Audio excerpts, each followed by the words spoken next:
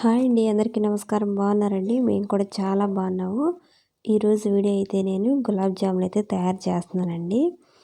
MTR gulab jamun packet ఉంది కదా, అదైతే ఒక ప్యాకెట్ తీసుకున్నాను. ఈ పిండిలో ఏం కలపన అవసరం లేదండి, మొత్తం వాటర్ కానీ సరే మనకు కావాలంటే పాలు, ఇంక ఈ రెండే కలుపుకోవచ్చు. ఇంకా సాల్ట్ కానీ ఏమి కలపట్లేదు నేను. సో నేనైతే ప్రస్తుతానికి కొద్దిగా వాటర్ అయితే కలుపుతున్నాను. మనకి ఇష్టమైతే పాలు కూడా కలుపుకోవచ్చు. సో ఇట్లా కొద్ది కొద్దిగా వాటర్ పోసుకుంటూ అయితే కలుపుతున్నానండి. పిండి చాలా సాఫ్ట్గా ఉంటుంది, ఆయిలీగా. సో ఆయిల్ కూడా కొద్దిగా కలిసినట్టు ఉంటుంది ఈ పిండిలో. సాఫ్ట్గా ఉంటుంది కాబట్టి వాటర్ ఎక్కువ పోసుకుంటే వెంటనే మెల్ట్ అయిపోయింది. సో ఇక అందుకని చెప్పేసి కొద్దిగా పోసుకోవాలి. కొద్ది కొద్దిగా పోసుకుంటేనే మనం చూసి కలుపుకోవచ్చు. ఇట్లా కలిపేసానండి పిండి అయితే. మనకి చేతికి అంటుకున్నట్టు అనిపిస్తే కొద్దిగా ఆయిల్ అయితే వేసుకోవాలి. మనం ఆయిల్ వేసుకొని అయితే ఇట్లా బాగా ప్రెస్ చేసుకున్నట్టు కలుపుకోవాలి. పిండి కలుపుకునే దాన్ని బట్టి మనకు సాఫ్ట్గాను బాగా వస్తాయండి గులాబ్ జాములు అయితే.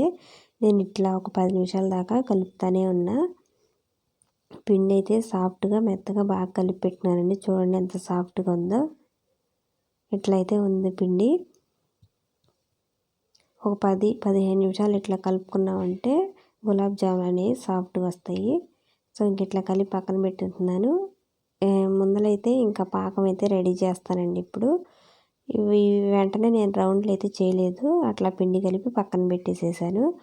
నేను ఒక కప్పు అయితే పంచదార తీసుకుంటున్నాను. ఇది ఖచ్చితంగా సరిపోయిద్దండి. ఇంకా ఎక్కువ కావాలనుకుంటే ఇంకో అరకప్పు అయితే వేసుకోవచ్చు, కొంచెం స్వీట్ ఎక్కువ తినాలనుకుంటే.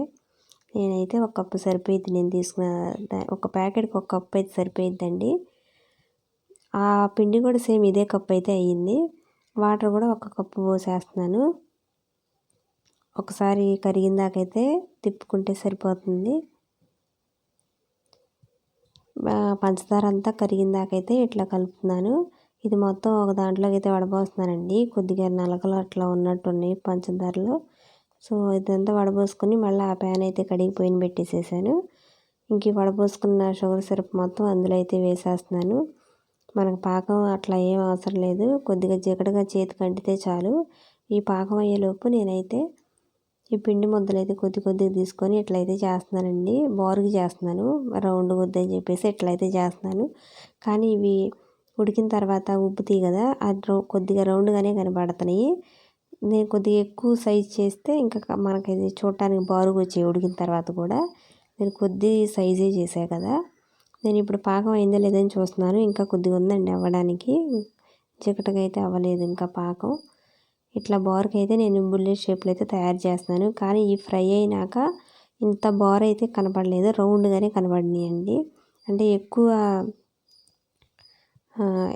ఇంకా లెంత్ అయితే చేయాలి. ఇంకా నేను కొద్దిగా చేసా కదా, అవి ఉడికేసరికి ఇంకా రౌండ్గానే కనపడుతున్నాయి. సో ఇంక ఇప్పుడైతే ఈ సిరప్లో కొద్దిగా ఫుడ్ కలరు, యాలక్కాయ ఒకటైతే వేసాను. వేసి ఒకసారి అయితే నేను చూస్తున్నానండి. బాగానే దగ్గర పడేస్తుంది, జిగటగా వచ్చేసింది. మనకి ఇంక ఎక్కువ అవసరం లేదండి, తీగ పాకం అట్లా ఏం వద్దు. జస్ట్ ఇంకా మనకి చేతికి జిగటగా అంటితే చాలు. సో నేను ఇంక ఇవన్నీ అయితే బాండీలో కొద్దిగా ఆయిల్ వేసి వేసేస్తున్నాను. ఆయిల్ కూడా బాగా ఎక్కువ వేడి అవసరం లేదు, లైట్గా వేడైతే చాలు. అట్లా ఏంగానే చూడండి, ఉబ్బుతా అయితే పైకి వచ్చేస్తాయి వెంటనే. ఎక్కువ క్రాక్స్ అట్లా ఏం రాకుండా బాగా అయితే వచ్చినాయండి. ఇంకెట్లా తిప్పుతా అయితే నేను ఫ్రై చేస్తున్నాను వీటిని. నేను చూడండి బుల్లెట్ షేప్లో చేసా కదా, ఈ ఫ్రై అయిన తర్వాత రౌండ్గా వచ్చినాయి, కోడిగుడ్డులాగా కనపడుతుంది చూడడానికి. సో ఇంకెట్లా కొద్దిసేపు ఫ్రై చేసి తీసి ఇంకా పాకంలో వేస్తానండి. అంటే పాకం కాదు, సిరప్లో, షుగర్ సిరప్లో వేస్తాను. అయితే ఒకవేళ వేడిగా లేదనుకోండి, ఇంకోసారి వేడి చేసుకుంటే మంచిది.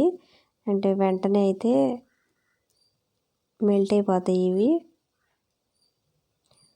సో ఇంక ఈ గులాబ్ జాములు అన్నీ తీసి సిరప్లో వేసేస్తున్నాను. చాలాసేపు అయిందండి, కొద్దిగా లైట్ వేడి ఉంది. నేను ఇంక మొత్తం చేసిన తర్వాత ఇంకోసారి అయితే రెండోసారి కూడా వేసాను. ఇవి కూడా కాస్త ఫ్రై అయిన తర్వాత తీసి అందులో కలిపేస్తున్నాను.